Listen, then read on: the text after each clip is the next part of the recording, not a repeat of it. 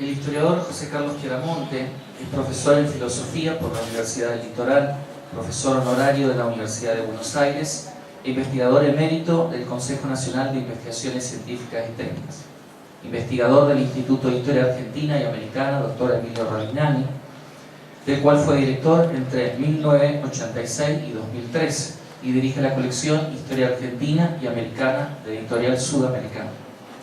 Entre su prolífera producción podemos mencionar obras como Nacionalismo y Liberalismo Económicos en la Argentina, 1860-1880, publicada en 1971, La Crítica Ilustrada de la Realidad, Economía y Sociedad en el Pensamiento Argentino e Iberoamericano del siglo XVIII, Formas de Sociedad y Economía en Hispanoamérica, La Ilustración en el Río de la Plata, Cultura Eclesiástica y Cultura Laica durante el Virreinato, Mercaderes del Litoral, Economía y Sociedad en la provincia de Corrientes, primera mitad del siglo XIX, publicada originalmente en 1991 y es la obra que actualmente ha sido reeditada por Eudene y hoy a la tarde va a ser la presentación de la misma.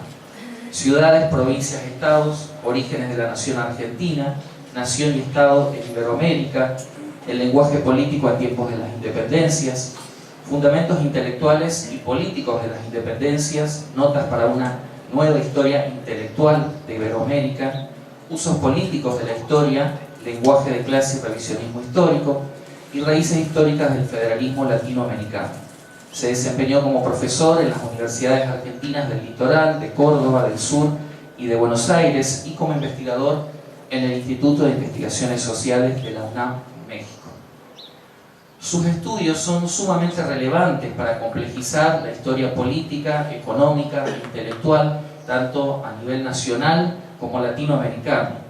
Desde sus primeras indagaciones en torno a la Ilustración, la cultura eclesiástica y laica, las formas de economía y sociedad, los orígenes de la nación argentina, el lenguaje político y los fundamentos intelectuales y políticos de las independencias, hasta sus análisis sobre los usos políticos de la historia y las raíces históricas del federalismo, ha mantenido una profunda capacidad analítica e interpretativa, capaz de repensar cuestiones centrales en los estudios históricos sobre la primera mitad del siglo XIX. Precisamente, en su reciente obra Raíces históricas del federalismo latinoamericano, expone un análisis sobre una temática clave que intenta explicitar desde su particular funcionamiento. En ella revisa nociones instaladas en los estudios históricos y el público lector que condicionan la forma en que se entendió el federalismo en Latinoamérica. Chiaramonte parte del convencimiento de que no es posible comprender la historia de las independencias latinoamericanas sin compararla con la de las 6 colonias angloamericanas y desarrolla un agudo análisis sobre los orígenes del federalismo argentino y latinoamericano, a la par que contribuye a comprender mejor las raíces de sus problemas de funcionamiento actual. La especialización en historia regional, junto a las cátedras de Historia Argentina Independiente, Historia Argentina Contemporánea y Seminario de Historia Argentina y Regional, se complacen en presentar hoy la conferencia del profesor José Carlos Chiaramonte, que versará sobre las raíces del federalismo argentino.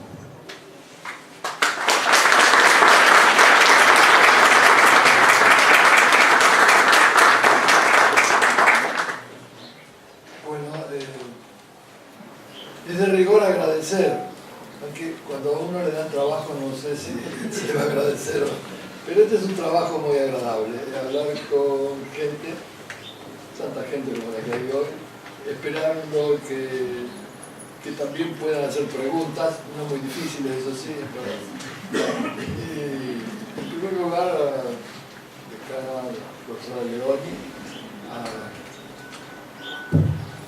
Seidler, que acaba de hablar recién, y a quien agradezco sus palabras, en fin, y a la presencia de todos ustedes. Si me olvido de alguien, perdón, pido perdón. Bueno, mi esposa que es pedagoga me critica cuando yo leo las conferencias. En una época solía hablar sin... ¿Se escucha bien? Sí, por un poquito más sin hacer. Sí, perdón. Así. Ahí.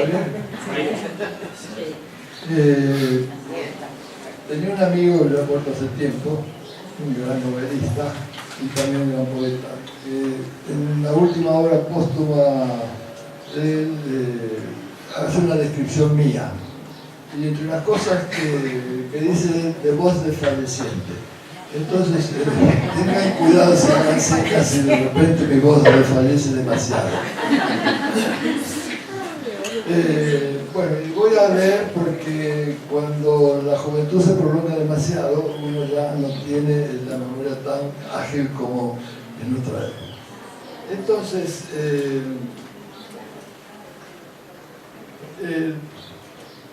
tengo que referirme a este libro que acaba de mencionar Seidler, pero me doy cuenta que no puedo repetir lo que el libro contiene. Una de las cosas más complicadas para uno es incurrir en plagio, el plagio de sí mismo. Pero entonces he tratado de organizar un collage de varios temas, más bien tangenciales un poco, siempre sobre federalismo, pero tangenciales un poco al contenido del libro. Ahora, quiero explicar dos cosas. El libro, que fue idea de una colaboradora mía, la profesora Nora Souto, tendía a reunir los trabajos míos sobre una parte de los trabajos míos sobre el federalismo. Eso forma la segunda y tercera parte del libro. No está incluido allí el primero de todos importante, que fue mi exposición en el Colegio de México hace muchos años, y que dio origen a una pelea continua con Tulio Alperín, pelea Cortés, que transcurría sobre todo en los congresos, porque era muy provocador y yo no me quedaba atrás. Y cuando la gente ya al final se envició y sabía que íbamos a estar juntos en una mesa, se llenaba la sala para ver cómo. Entonces, le dije un día, Tulio, yo creo que ya ahora de acabar con esta farsa. Entonces le dije al público que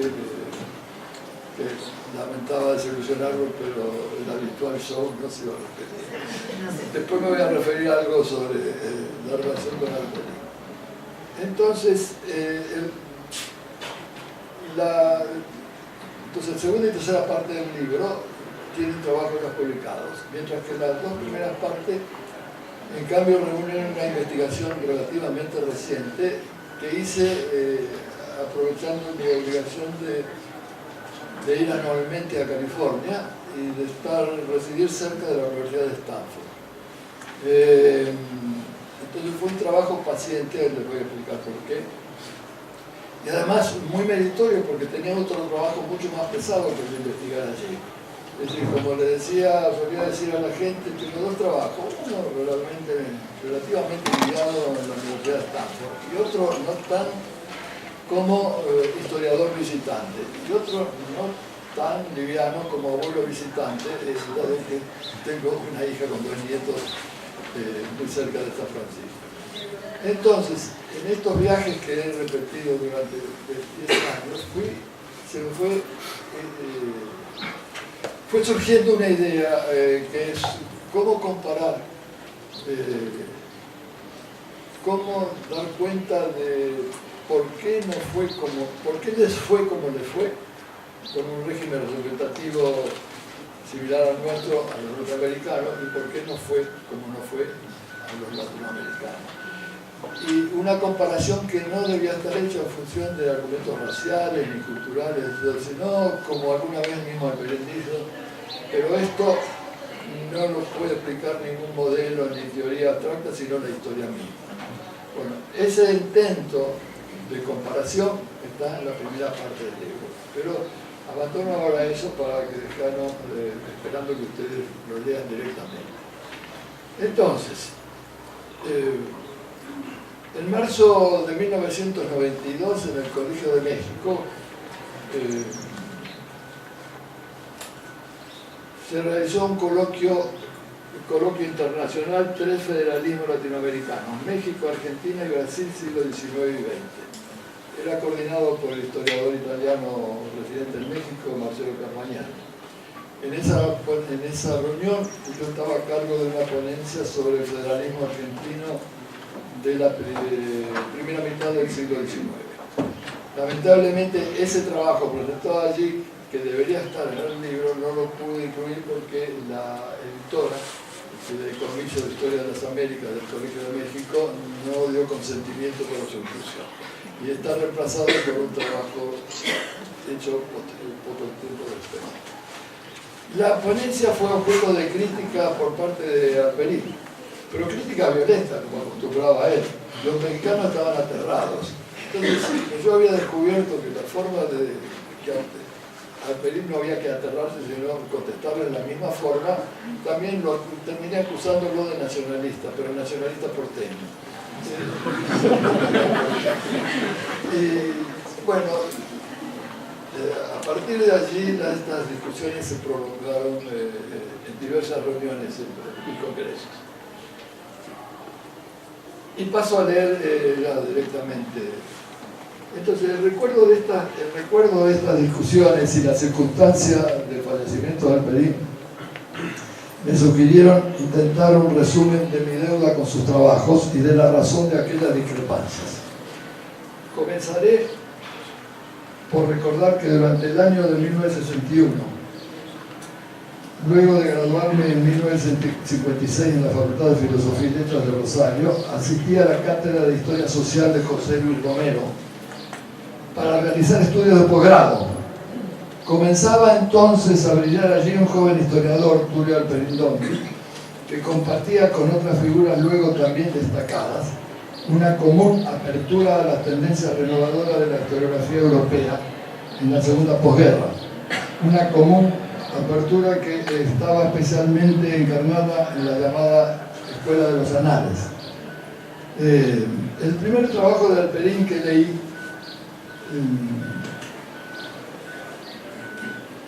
fue El Río de la Plata a comienzos del siglo XIX. Esta lectura, que es un trabajo que luego está incluido en Revolución y Guerra. Esta lectura fue todo un descubrimiento de lo que entrañaba la influencia de los historiadores de los anales, lectura que contribuyó con trabajos suyos posteriores a completar mi formación de historiador.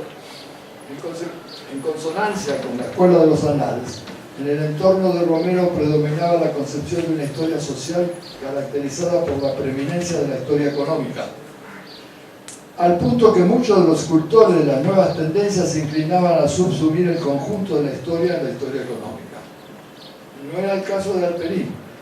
Con una personal concepción del oficio de historiador, sus trabajos de esos años, si bien siguiendo el cauce abierto por la historia social, eludieron el encierro en la historia económica y además se orientaban ya a una estructura en la que, con agudo manejo de las inferencias que se podían hacer desde lo económico, el relato tendía a reconstruir el conjunto de lo que había ocurrido en el pasado y no a encerrarlo en el marco de algún esquema de interpretación previo. Perdón ustedes, pero estoy con alergia por el viaje. Voy a tener que interrumpir más de una vez la lectura. Difícil sería enumerar todos los trabajos con que Alperín contribuyó desde entonces de manera sobresaliente a renovar la labor historiográfica en la Argentina, de la segunda mitad del siglo XX. Sus obras más conocidas, como Historia Contemporánea de América Latina de 1969, Revolución y Guerra, Formación de una élite dirigente en la Argentina criolla de 1932, o Proyecto y Construcción de una Nación Argentina, 1846-1880, publicada en 1980, son cabal reflejos de esa labor, entre otros. Pero también es importante tener presente que muchos de sus más originales y decisivos aportes a esa renovación fueron formulados previamente en trabajo de extensión media, como entre otros el ya citado Río de la Plata a comienzos del siglo XIX, la expansión ganadera en la provincia de Buenos Aires, el surgimiento de los caudillos en el cuadro de la sociedad rioplatense postrevolucionaria, entre otros. En esos trabajos Alperín organizaba de manera talentosa los datos de su compulsa de fuentes primarias con una inteligente relectura de la obra de viejos historiadores nacionales o provinciales. La postura historiográfica de Alperín se forjó también condicionada fuertemente por su polémica con las interpretaciones dogmáticas del pasado. Es de notar así su crítica incisiva a visiones ingenuas que adscriben los personajes históricos a esas inexistentes clases sociales, la de los buenos y de los malos, como también a su incesante demolición de interpretaciones fundadas en un determinismo esquemático, tendientes a establecer relaciones directas entre grupos económicos y movimientos políticos. Recuerdo que al comentar la aparición en 1985 de una de las obras de Perín, Reforma y disolución de los imperios ibéricos, escribí que en ese libro, como en todas sus obras de alcance general, como la historia económica de América Latina, como la historia contemporánea de América Latina, resaltaba esa notable capacidad suya de reunir la información actualizada sobre los distintos planos del desarrollo económico, compararla y juzgar de la validez de las interpretaciones existentes. El elogio era mayor.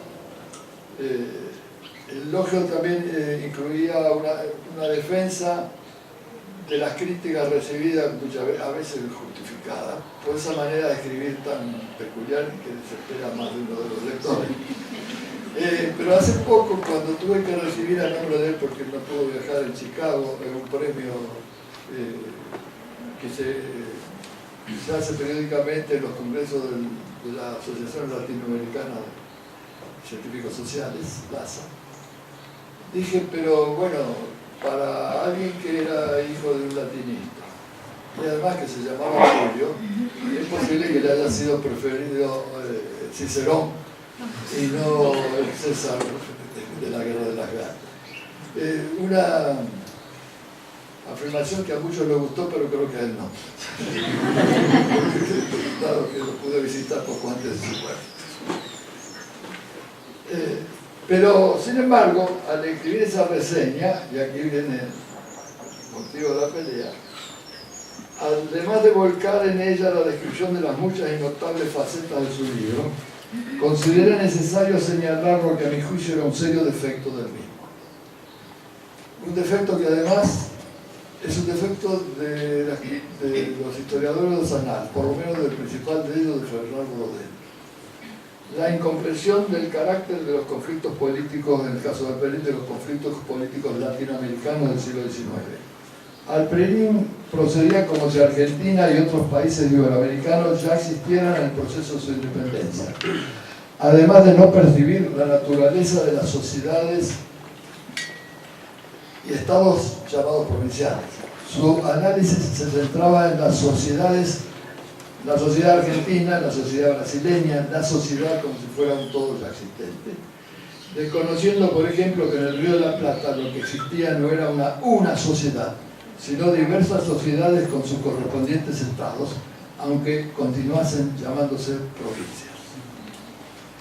Cuando Alperín dice, escribí entonces, la sociedad hispanoamericana, o cuando más restringidamente alude a alguna sociedad nacional, se puede observar que no está clara la existencia de una realidad a la que correspondería el concepto, pues ni referido al conjunto de los países hispanoamericanos, ni aún a la mayoría de ellos por separado, es dado reconocer en la primera mitad del siglo XIX la existencia de algo más que un conjunto de sociedades locales, más o menos relacionadas por los flujos mercantiles, los residuos de viejas estructuras burocráticas o los proyectos políticos estatales aún inmaduros.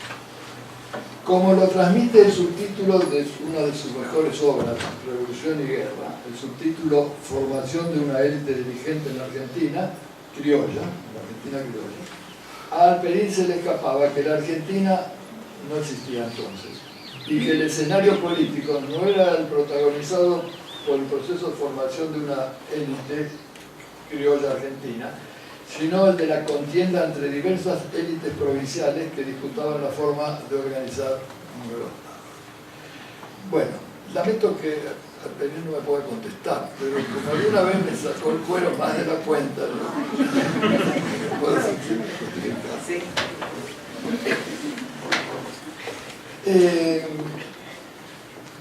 Entonces,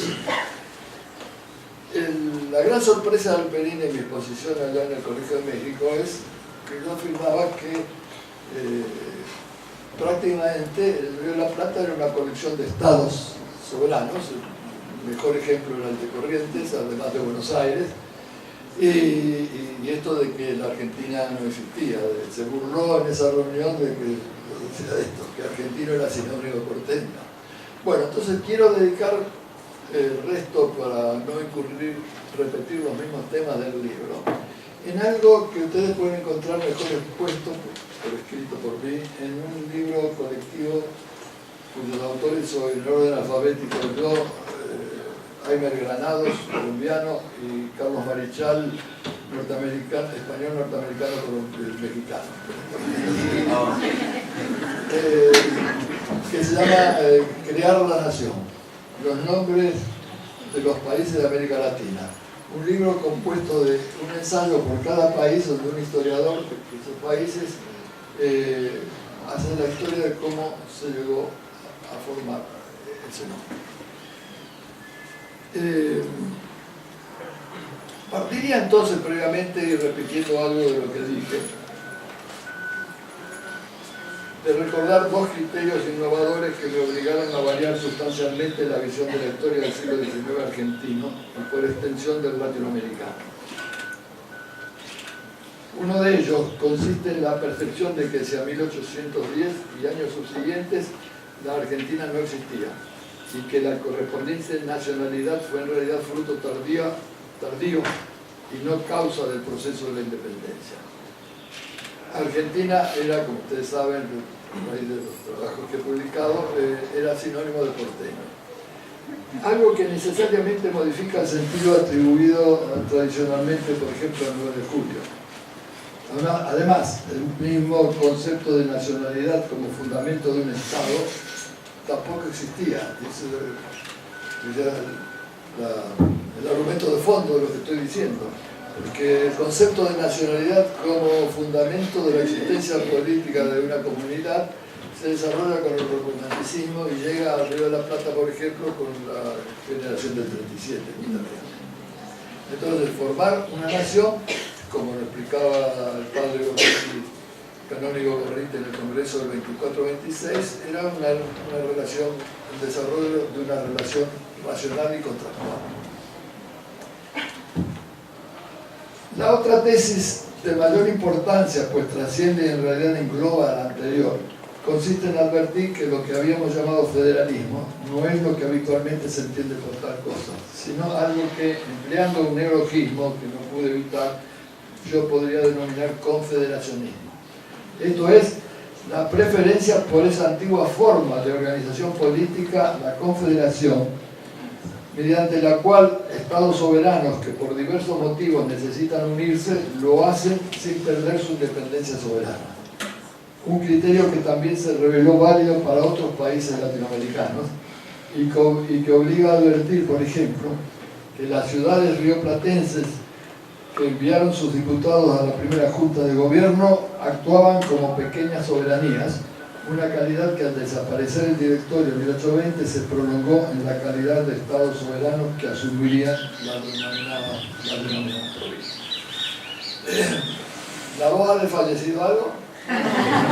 ¿Los de allá atrás no tienen problema?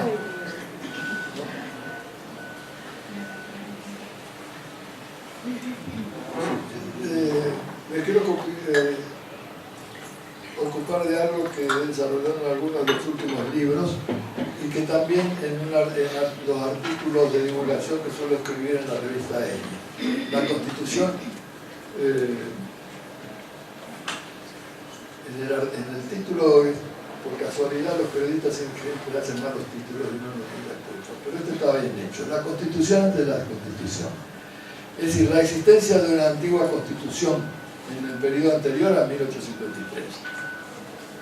En un libro publicado hace algunos años advertía que para comprender los alcances de lo que acabo de exponer es imprescindible advertir la vigencia en aquel entonces de pautas constitucionales que conformaban el fundamento de las tendencias confederales, un conjunto de normas conocido en esos años como la antigua Constitución. Es este un reconocimiento que implica la invalidez de una forma tradicional de concebir los conflictos que sacudieron a los nuevos países iberoamericanos luego de la independencia.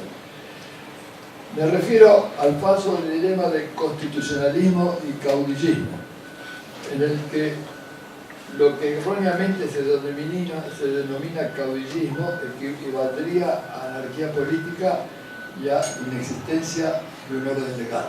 Un gran historiador británico, por ejemplo, John Lynch, lo dice en un ensayo separándose. De un lado existía el caudillismo y del otro lado el constitucionalismo, como si lo que se llama caudillismo fuera una ausencia de normas constitucionales. Por el contrario, tanto la historia iberoamericana como la europea muestran frecuentemente la vigencia de lo que se denomina una constitución material, a veces usando una de las expresiones que se usa para esto, es decir, un conjunto de normas escritas o no que rigen la vida de esos pueblos, cuyo principal ejemplo sigue siendo todavía la Constitución británica. En nuestro caso, se trataba de normas provenientes del pasado colonial que continuaron vigentes luego de la independencia. Normas constitucionales que impedirían o condicionarían, según los casos, las iniciativas reformistas a lo largo del siglo XIX. Unas normas escritas, como la del derecho público español, las leyes de Indias o la ordenanza de intendentes, y otras consuetudinarias fundadas por lo general en el derecho natural y en el derecho canónico. Como he escrito recientemente, debemos advertir que lo que estoy explicando no implica juicios de valor. Las reformas podían ser buenas o malas, las resistencias válidas o no, pero no es posible comprender esa historia si no atendemos a que las resistencias a las reformas y los conflictos suscitados en torno a ellas provenían de conductas políticas que, buenas o malas, respondían a normas coherentes de vida social y política y no a tendencias arbitrarias y anárquicas. Hago una pequeña digresión refiriéndome a otro trabajo justamente sobre la antigua Constitución. Yo hacía algunas trampas a los alumnos en las clases preguntándole quién era Alejandro Heredia, el tucumano. Un caudillo, pero ¿qué era Alejandro Heredia? Bueno, era doctor en teología. Había estudiado en la Universidad de Córdoba, se había graduado en teología y fue docente, fue colega nuestro, digamos, fue docente durante un año. Después fue un hombre de guerra montado a caballo, estuvo en el Congreso de Tucumán, pero era mucho más que lo que transmite la palabra caudillo tal como las habíamos usado yo mismo anteriormente. Con esto no estoy diciendo que esta gente fueran intelectuales, pero sí que tenían en la cabeza el derecho natural y de gentes y el derecho canónico como normas que regían la vida social. Otro caso es el de Pascual Echagüe, que creo que puede ser más conocido, pero más cercano a ustedes. Era doctor en teología también de la Universidad de Córdoba y también había sido docente. Y así sucesivamente. El general Paz estuvo a punto de graduarse en Derecho y abandonó para incorporarse a los sucesos políticos de la Revolución de Mayo. Artigas no había hecho estudios de esa clase, pero seguramente en los estudios primarios que siempre hacían los chicos, los curas les transmitían las normas que en la iglesia persistían de una de las variantes del derecho natural. Pero el principal secretario de Artigas, el ex fraile Monterroso, había sido durante 3 años profesor de filosofía en la Universidad de Córdoba. De manera que toda esta gente que llamamos caudillos tenían, por sus estudios o por los estudios de sus asesores y secretarios, digamos, estaban imbuidos de las normas que regían la vida política y social de aquellos años, que eran el derecho natural.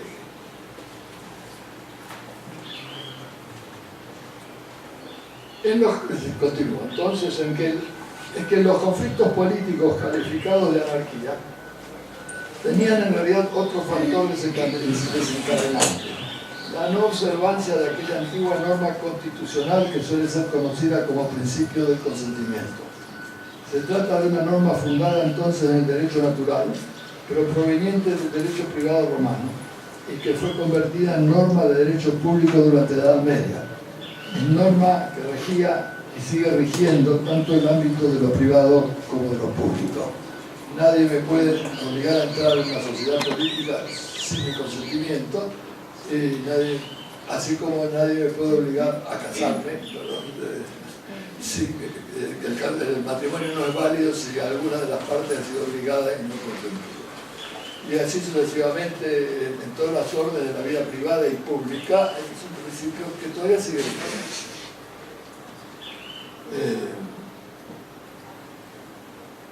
Por ejemplo, en el terreno económico un contrato no es válido si una de las partes ha sido obligada a suscribirlo contra su voluntad, etc. Fue así que en el Río de la Plata, desde el comienzo del proceso de independencia, se produjo la violación de ese principio, circunstancia que tuvo trágicas consecuencias de allí en adelante. El rechazo de la Unión Confederal, que pretendía pueblos del litoral y del interior rioplatense, entre ellos el Paraguay, la banda oriental, prevaleció en la Asamblea año 13, en el Congreso de Tucumán y en el 24-27. Y el consiguiente empeño en imponer constituciones centralistas fracasaría por no lograr el consentimiento de la mayoría de sus pueblos. Perdón, un segundito. Tengo que controlar el tiempo porque me estoy extendiendo demasiado.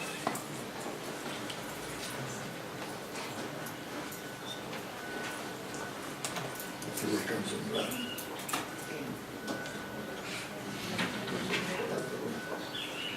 La cuestión, entre todas estas cuestiones, la cuestión de qué fue anterior, la nación o las provincias, que tiene que ver con todo lo que estoy relatando, ha sido un problema delicado para la historia constitucional argentina, particularmente porque de la respuesta dada a la misma se podía fundar o negar el derecho de cada parte a separarse del conjunto. Se trataba de un riesgo muy sensible en el siglo XIX, tal como lo mostraron, entre otros incidentes, la segregación de Buenos Aires en 1852 y los sucesos del 80, así como también lo avivaba el ejemplo de un conflicto exterior, el de la Guerra Civil Norteamericana. Ese riesgo se había desvanecido ya en el siglo XX, pero sus efectos condicionantes en el constitucionalismo argentino seguían vigentes. En general, los juristas no pueden admitir que la nación no existía en 1853. Y confieso un dato curioso: de todos mis seminarios hubo un solo alumno que no pude convencer de lo que estoy diciendo.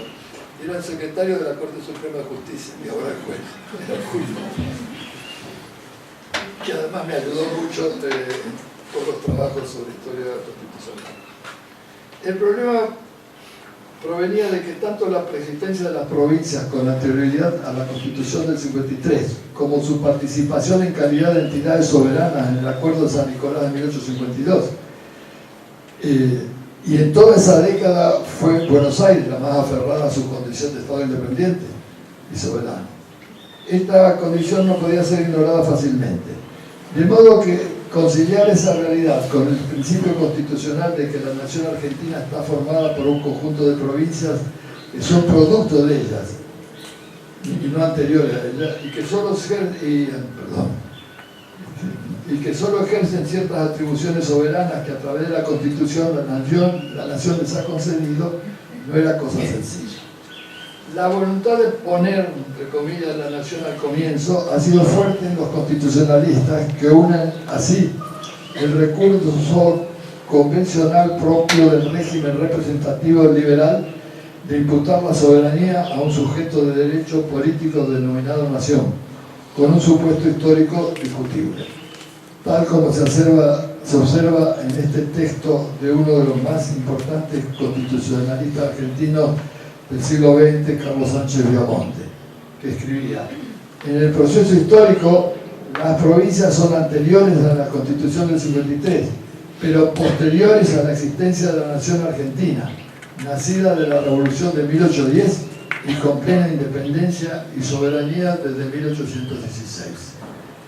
Y más claramente en lo siguiente: la nación argentina había comenzado por ser una unidad en la colonia durante el virreinato y siguió siendo así después de la Revolución de Mayo. Las provincias no actuaron nunca como estados soberanos independientes, sino como entidades creadas dentro de la nación y como partes integrantes de la misma, circunstancialmente afectadas por conflictos internos. Bueno, esta tesis, que no se sostiene por las pruebas, la infinidad de pruebas que hemos estado recolectando en los últimos años, rige todavía cierta parte de los historiadores y sobre todo en los historiadores constitucionales.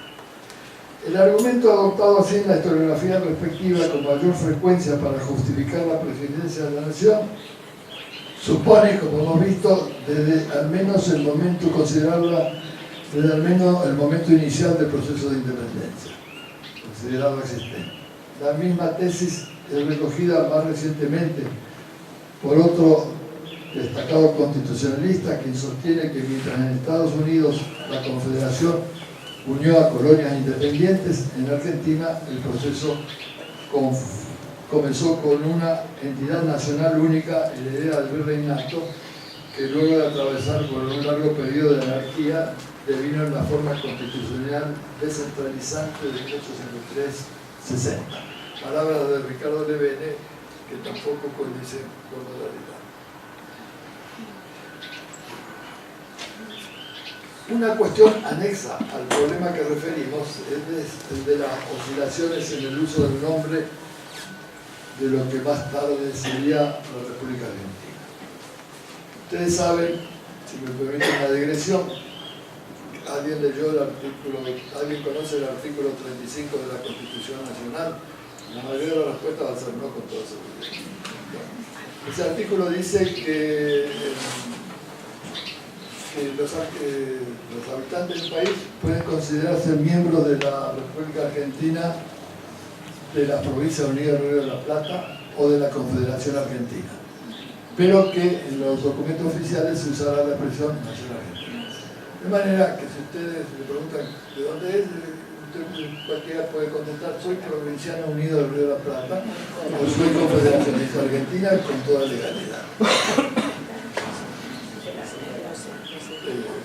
Ese artículo sobrevive hoy. Ese artículo fue, me anticipo lo que viene, fue incorporado recién en la reforma del 60, no está en la Constitución del 53.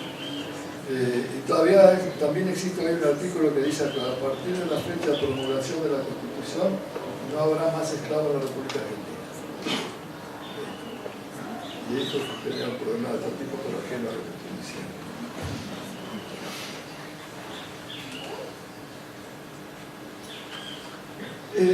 La advertencia de que el nombre Argentina correspondía, era sinónimo de porteño, había sido hecho por un gran filólogo europeo, Ángel Rosenblatt, que se instaló en el país y que luego tuvo que instalarse en Venezuela porque en la década del 30 le quitaron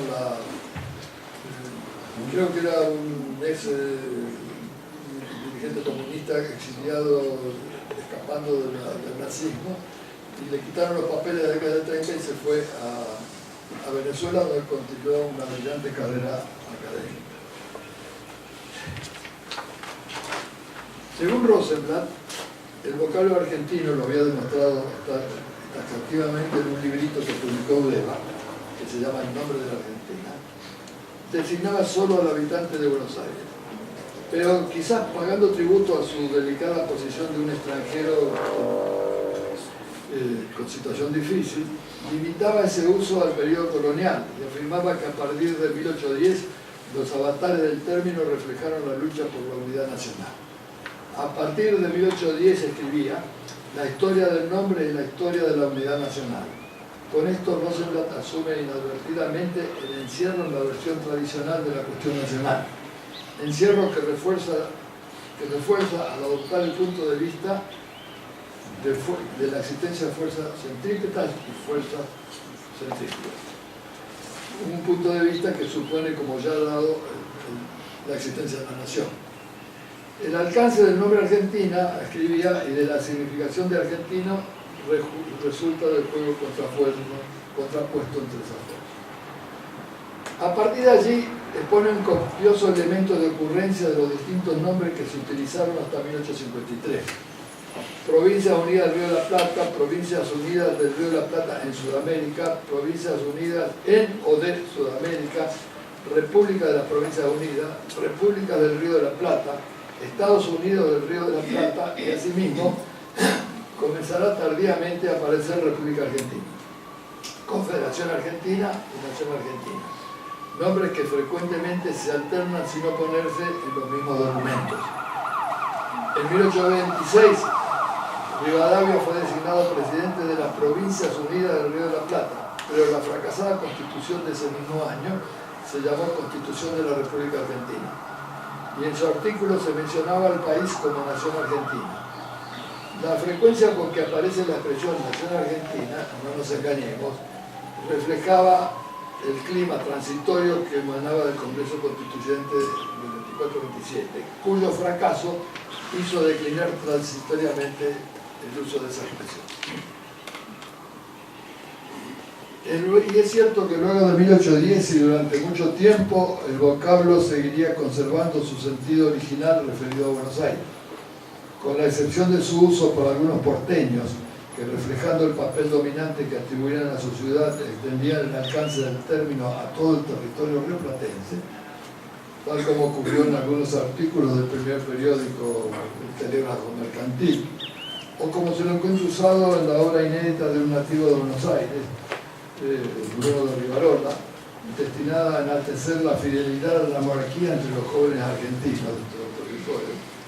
Y de la misma naturaleza puede ser considerada la expresión "a vosotros se atreve argentinos el orgullo del vil invasor". Un texto que también la mayoría suele ignorar y algunos no tan jóvenes como ustedes conservamos en la libreta de ornamiento, que es el texto completo del himno nacional que fue cortado al principio del siglo XX. Entre paréntesis, un himno que es casi un plagio del himno asturiano de Jovellanos. Inclusive la historia de la literatura argentina de Rafael Alberto Arrieta, en el tomo cuarto, si no recuerdo, hay todo un capítulo destinado a analizar si el himno nacional argentino es o no plagio de... Se concluye el historiador de la literatura Cayoguá, pero no el historiador, el que fue director de Ravignani, cuyo nombre no me acuerdo. Concluye que no es plagio, aunque es evidentemente está esperado, porque cuando el himno nacional dice Santa Fe, San Lorenzo, Silpacha, el nuestro, ambas piedras, Salta y Tucumán, le tiraron las mismas murallas, y el Callao, las mismas murallas, le tiraron la banda mental. El himno de Jovellano decía, cada una de las ciudades, se iba nombrando cada una de las ciudades españolas, no lo recuerdo ahora, con el mismo ritmo y la misma intención. Entonces, don Vicente López, pobre hombre, le encargaron de la noche a la mañana hacer un himno y no tuvo más remedio que tomar a Jovellano de su biblioteca y escribir eso, que era un himno argentino, como va a ser después, recuerdo, lo tengo en mi documento original, un himno a Rosas de la mitad de la década del 30, donde el ejército de Buenos Aires es del ejército argentino. Lo cierto es entonces que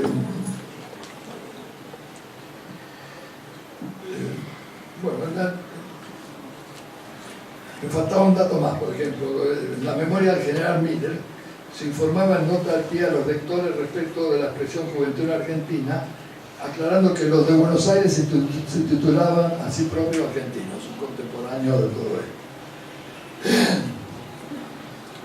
En anteriores trabajos hemos referido cantidad de ocurrencias del uso de ese término hasta muy avanzada la primera mitad del siglo XIX. Quienes han leído Forma de Identidad Política y otros se recordarán. Una señora de Buenos Aires, exiliada a Montevideo, tenía una muchacha para cebar mate. No me acuerdo si era del mate dulce o el mate amargo, pero la familia Sociedad tenía en el lenguaje de la época, una chinita para el mate amargo y otra para el dulce, que eran dos disciplinas bastante particulares.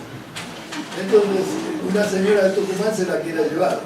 Y le dice, no, mijita, usted no se puede ir, si usted es más que ella, usted es argentina. Bueno,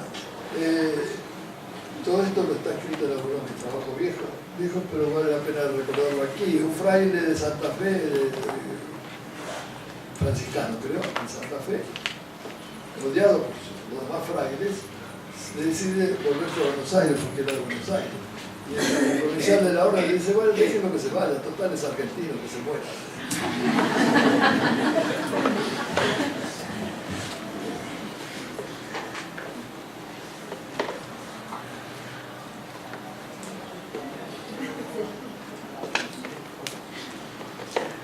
Ahora, una paradójica inversión de la resonancia del término, cuando ya luego de 1831 su uso como designación de lo que se podía llamar ya República Argentina o Confederación Argentina, luego del pacto de 1831, se había hecho frecuente entre provincianos ese uso, al punto que dos prominentes hombres públicos de origen no porteño, el ex gobernador de Corrientes, Pedro Ferré, en su memoria que escribió en Zaborra cuando exiliado, y el cordobés general José María Paz, se quejaban de que algunos porteños le negaban a ellos el derecho a llamarse argentino. Ya estamos en la cuarta y quinta década del siglo XIX. Y es de notar, esto es mucho más curioso, que al igual que lo que ocurría con el nombre argentino, la actual bandera nacional azul y blanca era considerado bandera porteña, tal como surge de un proyecto de ley del gobernador de Entre Ríos, Juan Echagüe, en 1831, en el que alega que si bien en 1822 el Congreso de Entre Ríos había decidido aceptar como bandera de la nación proyectada la azul y blanca de Buenos Aires, según la decisión de la Asamblea de la 13, y luego que posteriormente, no habiéndose llegado a constituir esa nación, y cito textualmente, cada provincia ha elevado un pabellón distinto a todos los demás de la República. El gobierno, continúa, es de opinión que la de Entre Ríos, la bandera de Entre Ríos, debe diferenciar el suyo del de Buenos Aires, a fin de que por este distintivo se conozcan los individuos que dependen de ella, etc. No sé si ustedes han visto una reproducción o han visto directamente en la sala Goya del Museo del Prado, un retrato pintado por Goya de la familia real. Carlos IV, el jovencito Fernando, que iba a ser Fernando VII, y una vez en un congreso en Sevilla dije, voy a denunciar acá un atentado contra la nacionalidad argentina. Carlos IV y su familia usurpó los colores de la bandera argentina, están todos cruzados con una banda azul, blanca y azul, porque esos eran los colores de la orden de Carlos III, que a su vez eran los colores de la Inmaculada Concepción, etc. Y entonces, esto es muy curioso, porque es una explicación del por qué Belgrano levantó una bandera azul y blanca. Porque en toda América Hispana, para evitar someterse, luego de caer la Junta Central del Reino y tomado el mando del Consejo de Regencia, queriendo obligar a todas sus ex-colonias a obedecerla, el argumento utilizado de acá hasta México era: nosotros somos súbditos de la monarquía castellana y no de la nación española. Por lo tanto, mientras esté vacante el trono, reasumimos la soberanía y podemos hacerlo. Entonces Belgrano levanta una bandera azul y blanca, esto es una hipótesis, pero interesante, porque eran los colores de la monarquía castellana, y no de los Borbones, y no de la nación española, que era el rojo, amarillo, creo.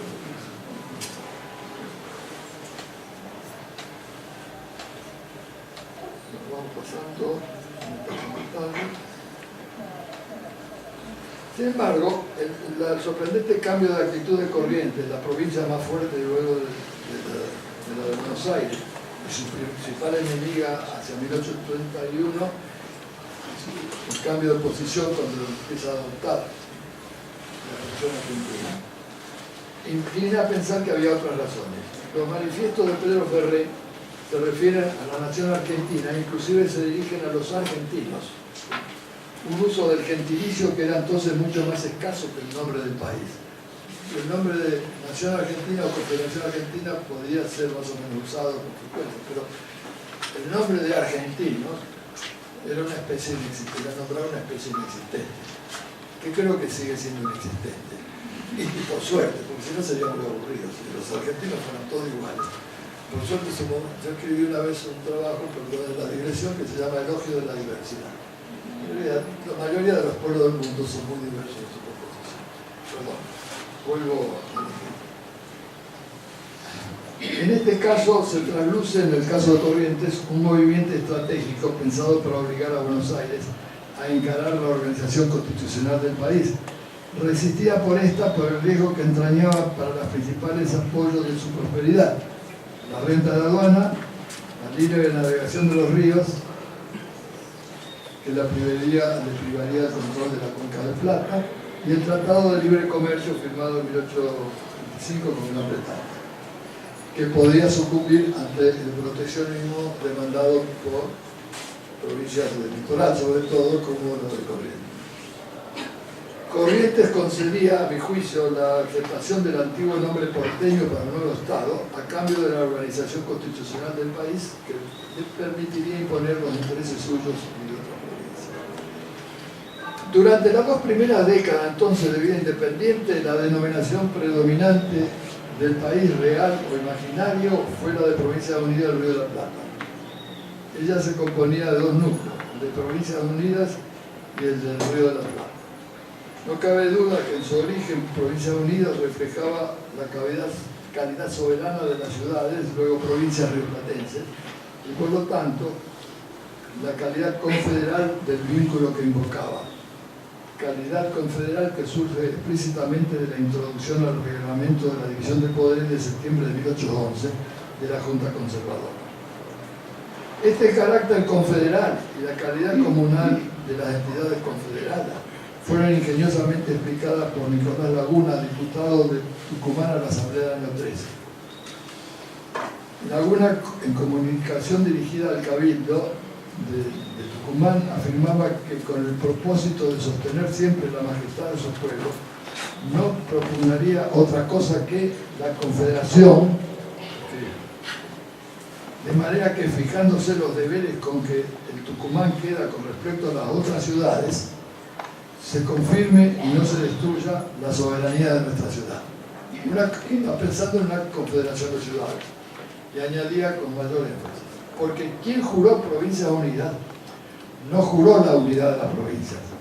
Quien juró y declaró las provincias en unión no juró la unidad ni la identidad, sino la confederación de las ciudades. Palabras textuales del diputado Laguna.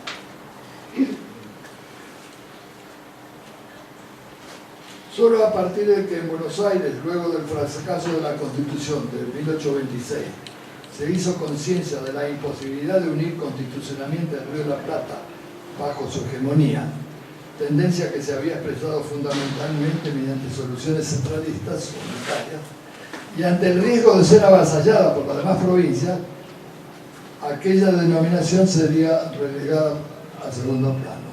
Ella fue reemplazada por otra que reflejaba el hecho de que Buenos Aires, de haber sido la principal sostenedora de un Estado unitario, pasaba a convertirse en la campeona de la Unión Confederal.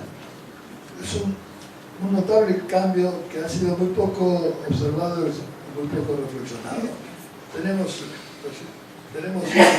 los dirigentes políticos de Buenos Aires empeñados en organizar un Estado centralizado que pocos años después se convierten en campeones, no todos, pero la mayoría de ellos, de la Confederación.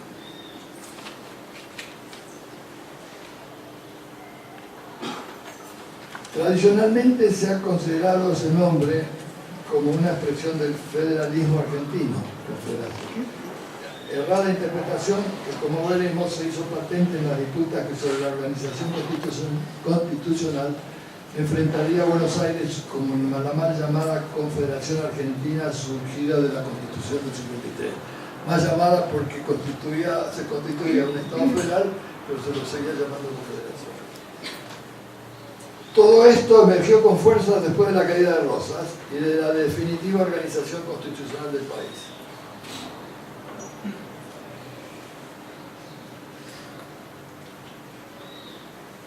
Pero la adopción de Confederación Argentina en la Constitución de 1853 reavivó fuertemente el debate sobre el nombre del país.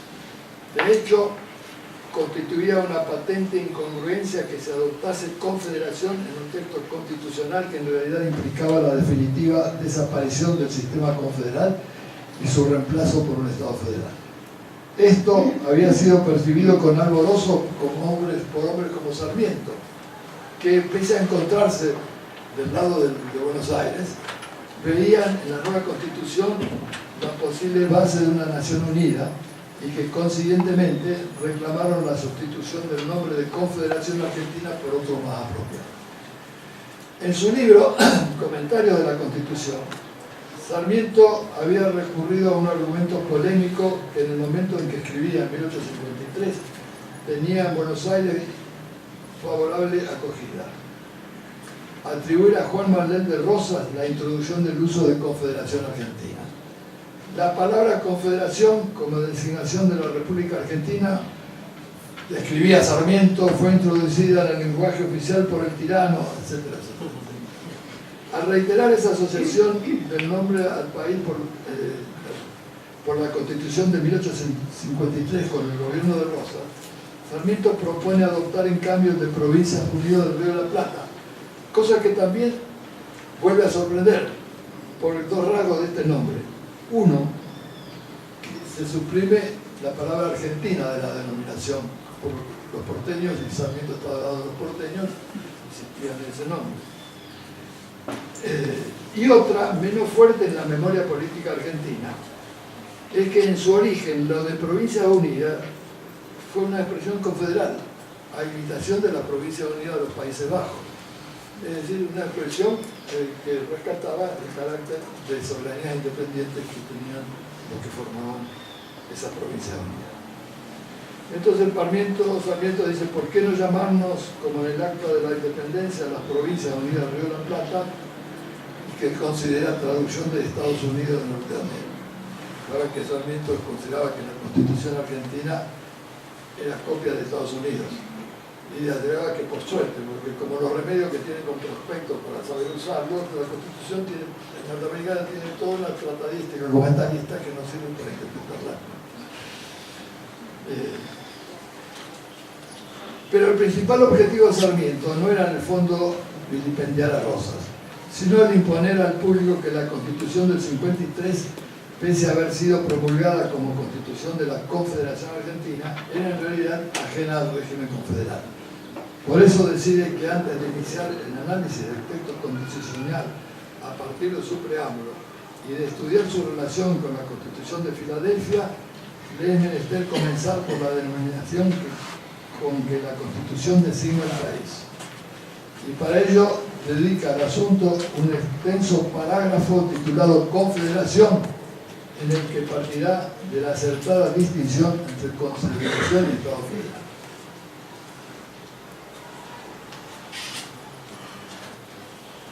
Los más fundamentales principios de gobierno, arguía Sarmiento, están comprometidos en el uso de esta palabra confederación, con que se designa la república que forman las provincias que en otro tiempo se llamaron Provincias Unidas del Río de la Plata. Es una confederación la República Argentina, quiere solo indicar la Constitución que lo era tal hasta el momento de promulgarse la actual Constitución, continúa después de su sanción y adopción siendo una confederación, que es pues una confederación. Esto es notable porque hasta ese momento, yo alguna vez me equivoqué, dije que hasta fines del siglo XIX casi nadie había percibido la diferencia entre Estado federal y confederación. En esta obra de 1853, Sarmiento la ve con toda claridad.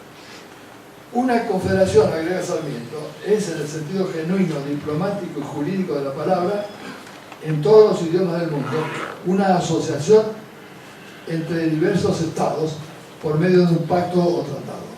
Las colonias inglesas de Norteamérica se confederaron entre sí para resistir por las armas a las pretensiones del Parlamento inglés que quería imponerle derechos, no estando ellas representadas en dicho cuerpo. Pero la confederación de colonias cesó desde que se constituyó un Estado federal de todas las colonias por medio de la Constitución de Filadelfia.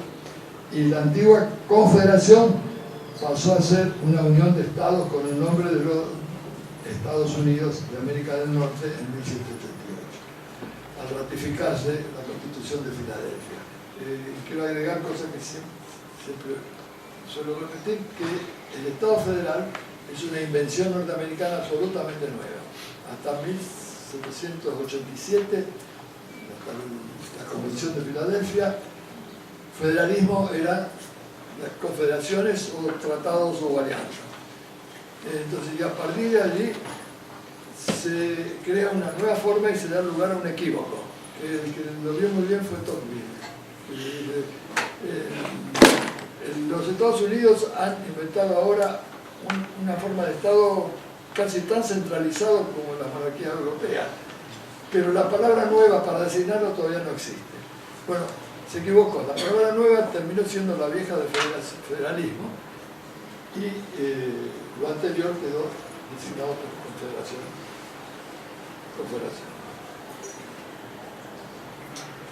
Queda pues establecido con claridad Sarmiento que la palabra confederación usada en la Constitución argentina es simplemente una denominación introducida por el uso oficial de la época que precedió a la Constitución y conservada por consideraciones de hecho, pero sin darle sentido político que ella envuelve. Bueno, la convención, voy terminando y salteando algunas cosas que ustedes pueden encontrar. De paso, hago propaganda al libro, un libro que se llama, lo dije antes, Crear la Nación. Acaba de salir hace pocos meses una traducción al italiano y ahora acaba de salir una traducción al portugués en San Pablo. Y había en previsión una traducción al griego que creo que quedó en el camino por la crisis económica griega.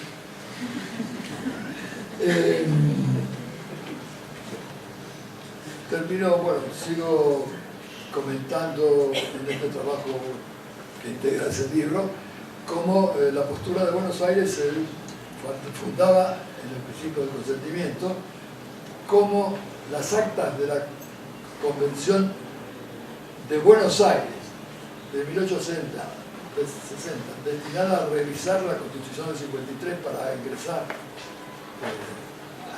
al país, se lee, en esas actas se lee claramente la importancia que tenía el derecho natural y los historiadores olvidaron posteriormente. En 1852, 10 años antes, al impugnar el Acuerdo de San Nicolás, Mitre, vocero de Buenos Aires, decía lo siguiente: he dicho que el Acuerdo de San Nicolás creaba una dictadura irresponsable y que esa dictadura constituía lo que se llama un poder despótico. Voy a aprobarlo permitiéndome recordar a ustedes los principios generales de buen gobierno, las reglas de nuestro derecho escrito y las bases fundamentales del derecho natural. Y en 1860, la comisión encargada de proponer la reforma de la Comisión Especial, con la cual se comienza la discusión en esa Convención de Buenos Aires, se escribe que la incorporación de Buenos Aires iba a ser por libre consentimiento, invocando el principio de un naturalista del consentimiento. Y escribía, se lee en el texto de las actas de la Convención: los derechos de los hombres que nacen de su propia naturaleza, como los derechos de los pueblos que, conservando su independencia, se federan con otros, forman el derecho natural de los individuos y de las sociedades, porque fluyen de la razón del género humano, del objeto mismo de la reunión de los hombres en una comunión política y del fin que cada individuo tiene derecho a alcanzar.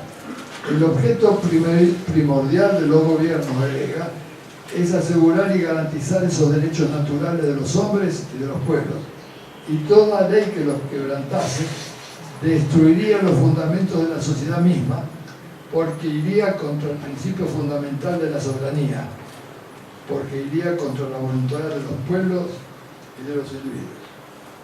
Y asimismo, agrega el despacho de la Comisión, el derecho civil, el derecho constitucional, todos los derechos creados por las leyes, la soberanía misma de los pueblos puede variar, modificarse, acabar también para reaparecer en otro derecho civil o en otro derecho político, o por el tácito consentimiento de la nación o por las leyes positivas.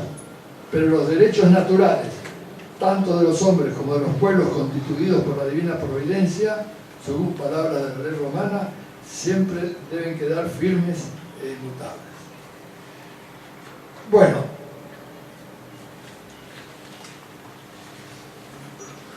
resumo, porque creo que me he excedido un poco en el uso del tiempo. Finalmente, la Convención de Buenos Aires terminó aclamando a Sarmiento con viva. Viva Sarmiento, viva las provincias andinas del Río de la Plata.